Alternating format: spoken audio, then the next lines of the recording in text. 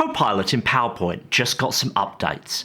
In fact, every month we continue to see iterative improvements across Microsoft 365 Copilot that piece by piece evolve this product into a real difference maker for so many different types of usage, making the help they offer more contextual and easier to access the Copilot features that will make sense to what you're trying to do right at that moment.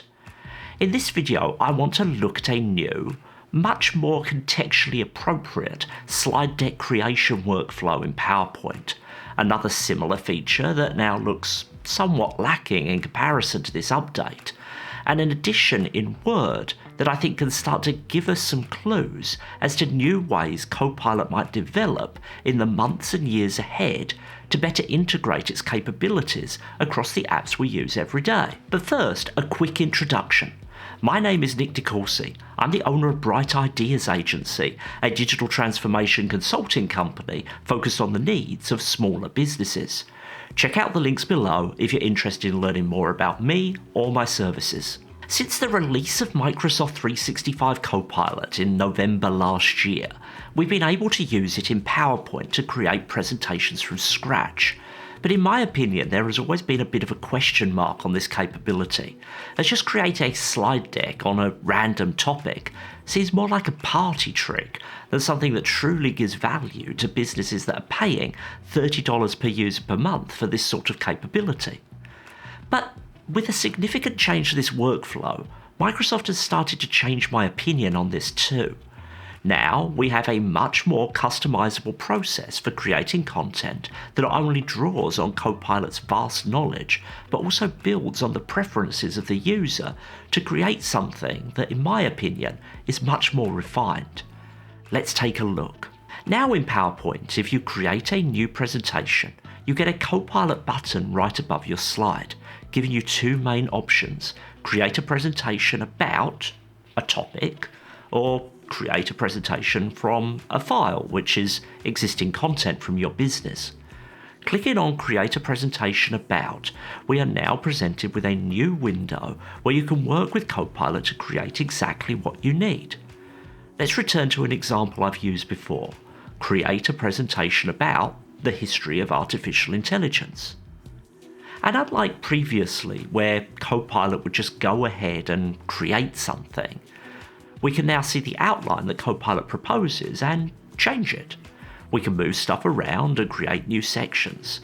Say I want to create a section that adds the topic of the impact of ChatGPT's release. It creates that topic. I can then move it around if I want. I can remove sections as I need and rearrange the content. Once I'm happy, I then go ahead and generate the content. Now, this isn't fully flexible. I can't jump into a specific topic and edit it, for example. I can't have Copilot reference a file for a certain section. The option to create, move around, or delete is fairly basic, but it does give us tons more control than we had before. And once the content is created, PowerPoint shows me an overview of all the slides, and I get the option of keeping it or getting rid of it as I do in other apps. However, do bear in mind there's no regenerate or re-prompt option here that we see elsewhere. Another thing I should highlight is that PowerPoint now also has web content grounding. However, there's not really a clear indication where the content for these created slides comes solely from the model's knowledge or from the web. There certainly aren't any web references in the slides that are created, or ones you might insert later, and when trying something like getting up-to-date info on GPT-4o, PowerPoint fails to do so, which implies that web content grounding isn't used for this feature. Do you know more than I do about this issue? Let me know what's going on down in the comments if you do. Obviously, Copilot in PowerPoint can also create content from your business data, and this capability has improved over the last several months. One of the early limitations of Copilot in PowerPoint was that when selecting files to provide context, otherwise known as grounding, the experience was really rough compared to other apps like Word. In fact, when I first got Microsoft 365 Copilot, the only way to reference a file in PowerPoint was to paste a OneDrive link into the chat. Now we can insert files just as we can elsewhere with Copilot, but still we don't see parity between the experience of referenced files in PowerPoint and what we see in other apps. However, we do get a more streamlined experience, and now the ability to insert PDFs too. However, there are still big caveats on this functionality that demands even bigger improvements.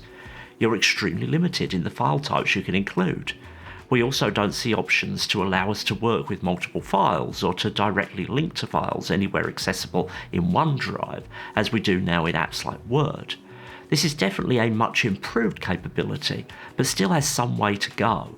And given the new functionality for creating content we saw earlier, I'm sure a lot of you will be wondering when Microsoft will release something similar for this other creation experience.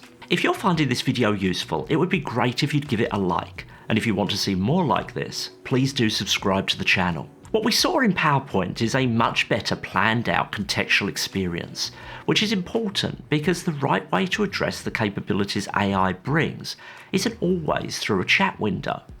In Word, we might be starting to see where this is going with a new, tiny little addition that is just so well thought out to make accessing Copilot's talents seamless for the user.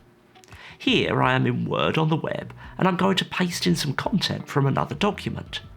And you can see I get this contextual Copilot menu here that gives me options I've always had, but makes them appear at the right moment, as these are the types of things I'm likely looking to do when I start to paste content. So perhaps we want to visualize this content as a table. Copilot just turns my list into a table. Or perhaps I want to take this list and convey it as paragraphs. I can write a custom prompt and turn it into whatever I want that's going to fit into the document that I've created. The reality is that for many users, there will be real value to these sorts of contextual actions, where there is benefit to be derived from the capabilities of generative AI without having to remember, type out, or otherwise input a text prompt into chat. The chat interface for Copilot is really useful for some types of actions, but for others it can be a bit of a barrier, and so I welcome this type of advance. However, I do think we also need to be cognizant of the fact that AI-connected features like this used to be introduced into products like Word as part of the ongoing advance of Microsoft 365, not as a consequence of having bought an expensive added license. If you take a feature like Microsoft Editor that offers suggestions to improve your writing, in a very similar way to how Copilot Coaching now works in Outlook, this was a capability added before the current generative AI craze, and just added to Word as an application feature, not as part of an add-on. It seems impossible in the long term that simple AI features like pasting help won't just filter down to the core product, as Microsoft, while still being at the forefront of AI, also has to continue to be at the forefront of productivity software, which increasingly just includes AI features by default. I can certainly see the value of contextual AI help like this elsewhere in Microsoft 365, and I think it's likely we'll continue to see more of this type of development as Microsoft becomes more confident in just providing shortcuts to the quick value adds Copilot provides that are popular in the software. After all, there is nothing in this pasting help feature that you couldn't do before. You just had to do it with more words in a chat, or at least more clicks. Thanks for watching through to the end. What do you think of these features? Let me know down in the comments. Until the next video, bye bye.